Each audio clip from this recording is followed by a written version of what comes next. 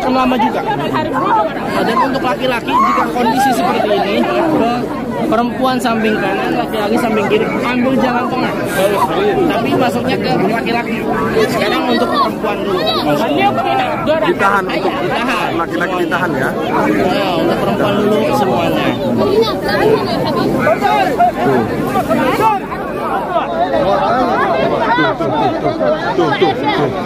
Tuh.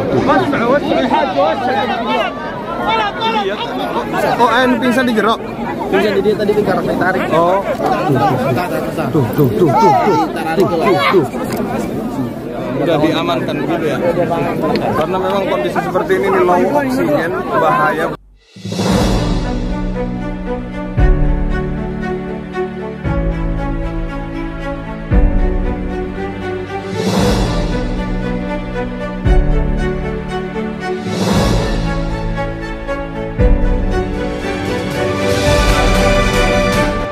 Haleluya, haleluya. Assalamualaikum warahmatullahi wabarakatuh. Salam Aki. Aku kabarkan Injil keselamatan.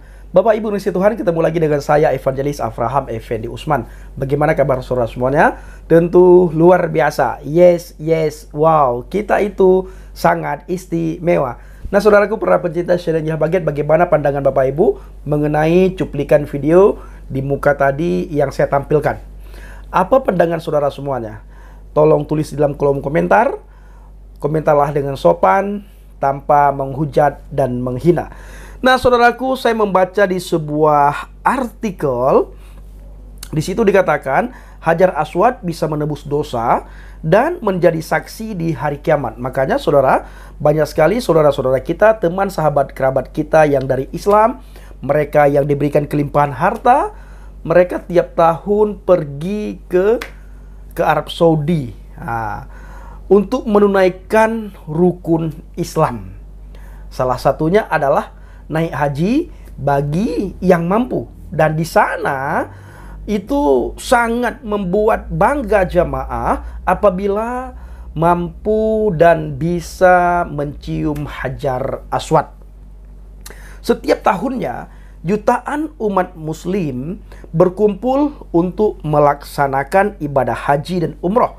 Dalam proses haji dan umroh, mencium batu Hajar Aswad dan menjadi incaran para jamaah, dan ratusan ribu jamaah dari seluruh dunia pun berebut untuk mencium batu tersebut. Saat melaksanakan ibadah haji dan umroh, para jamaah disunahkan untuk mencium batu Hajar Aswad jika mampu. Pasalnya, dahulu Nabi Muhammad SAW juga pernah mencium Hajar Aswad. Dikatakan dalam sebuah hadis riwayat Muslim, seperti diriwayatkan oleh Jabir bin Abdullah, ketika Rasulullah SAW datang ke Mekah, dia sampai ke batu hitam dan menyentuhnya. Lalu dia berjalan ke sebelah kanannya dan berlari 3 kali dan berjalan 4 kali di sekitar Ka'bah. Sedangkan dalam hadis lain pernah disebutkan bahwa Umar bin Khattab mendatangi batu hitam dan menciumnya. Lalu dia berkata, "Saya tahu bahwa Anda hanyalah sebuah batu yang tidak dapat memberi keuntungan atau menimbulkan bahaya. Jika bukan karena saya telah melihat Nabi SAW mencium, saya tidak akan mencium Anda." Nah, ini sedikit kritis ya. Kalau saudara melihat dalam hadis riwayat Muslim yang diriwayatkan oleh Jabir bin Abdullah, Umar bin Khattab dalam hal ini sangat kritis dia. Dia mencium Hajar Aswad karena ikut-ikutan. Dia berkata, dia tahu betul bahwa batu hitam ini atau Hajar Aswad ini tidak bisa mendatangkan mudarat baginya dan juga tidak bisa mendatangkan keuntungan. Nah, ini pemikiran yang sangat kritis yang diucapkan oleh Umar bin Khattab. Lalu pertanyaannya, kenapa Umar mencium? Dia mencium karena melihat Muhammad SAW mencium. Nah, oleh karena itu dia ikut-ikutan mencium. Kalau saudara melihat dalam sebuah hadis riwayat Bukhari dan Muslim. Nah, saudaraku para pencinta channel Injil Baget, batu Hajar Aswad berada di sisi Ka'bah, tepatnya yaitu persis di rukun Hajar Aswad atau di sebelah kanan Ka'bah. Batu Hajar Aswad yang berwarna hitam dilapisi dengan cincin berwarna perak di sekelilingnya.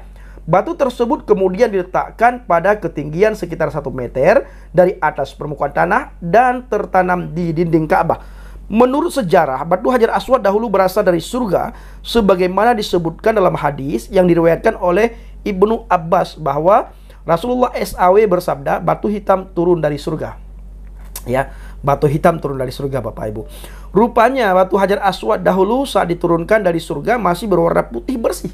Nah, ini ketika saya membaca ini, Bapak Ibu, agak tergelitik ya dalam pikiran saya. Kenapa?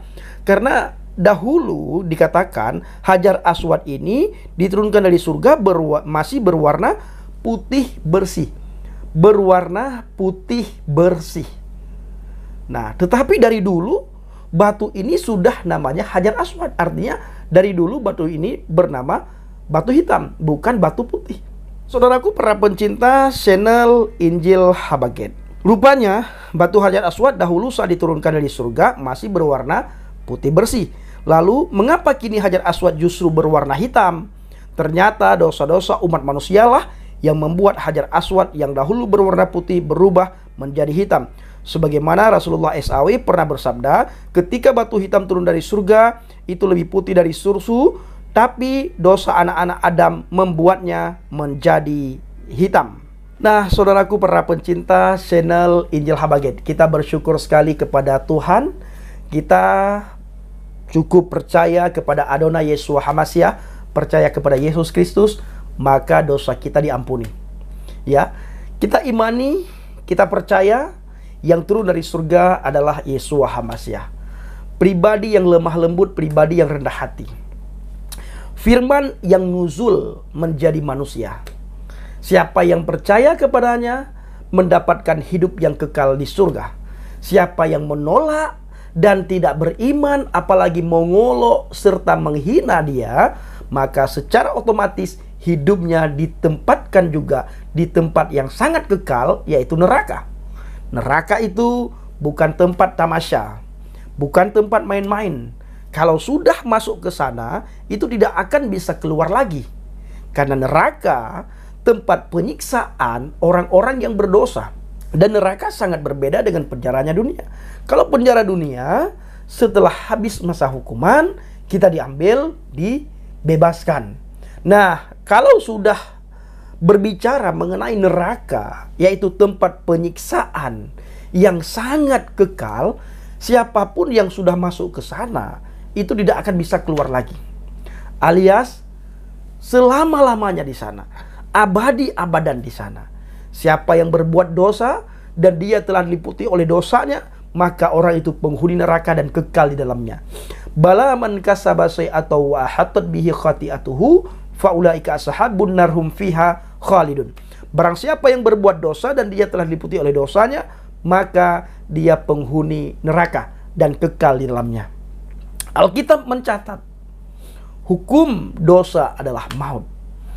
Orang yang berdosa tempatnya di neraka. Oleh karena itu kita patut bersyukur dan berterima kasih kepada Tuhan. Ketika kita percaya kepada Adonai Yeshua HaMashiach, dosa kita diampuni. Kita hidup baru, kita lahir baru, dan kita diubahkan. Apanya yang diubahkan? Karakter kita diubahkan. Siapa yang mengubahkan karakter kita? Firman yang hidup. Bukan yang lain yang mengubahkan karakter kita, tetapi firmanlah yang mengubah karakter kita. Maka saya selalu mengajak Bapak Ibu semua para pencinta channel Injil Habaget untuk selalu setia membaca firman Tuhan. Ayat demi ayat, setelah saudara membaca, saudara renungkan. Setelah saudara renungkan, saudara lakukan apa yang saudara renungkan. Alkitab tidak menuntut kita untuk kita menghafal ayat demi ayat. Tidak. Tetapi Alkitab menuntut kita. Setiap apa yang kita baca, kita bisa memahami, kita bisa mengerti, kita bisa merenungkan, dan kita bisa melakukan. Inilah yang dituntut oleh Alkitab kepada kita. Makanya, saudara dan saya harus sesering mungkin untuk membaca firman Tuhan. Membaca Alkitab. Karena Alkitablah yang mengubah hidup kita, saudaraku. Alkitablah yang mengubah perilaku kita. Alkitablah yang mengubah karakter kita. Nah, saudaraku para pencinta channel Injil Habaget, Yohanes 3:16 berkata, Ahabballahu lihadza dunya. Begitu besar kasih Elohim kepada dunia ini, sehingga dia mengurniakan putranya yang tunggal, supaya setiap orang yang percaya kepadanya memperoleh hidup yang kekal, tidak akan binasa. Nah, baik saudaraku, kiranya video singkat ini menjadi berkat bagi kita semua. Assalamualaikum warahmatullahi wabarakatuh. Salam Aki, aku kabarkan Injil keselamatan. Bapak Yahwi Bishim Adonai Yesus Hamasiah. Waruah Kudus memberkati kita semua. Haleluya, amin, salam murtadin.